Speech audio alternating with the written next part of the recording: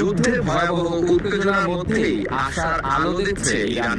Khamenei হত্যার প্রতিশোধের নতুন পরিকল্পনা নিয়ে আগাচ্ছেন পরীক্ষিত বন্ধু কিম জং উন, এমন তথ্য ভেসে বেড়াচ্ছে সামাজিক যোগাযোগ মাধ্যমে। যদিও ইসরায়েল ও যুক্তরাষ্ট্রের বিরুদ্ধে কি পরিকল্পনা কিংবা আদৌ কোনো পরিকল্পনা আছে কিনা তা এখনো পরিষ্কার নয়।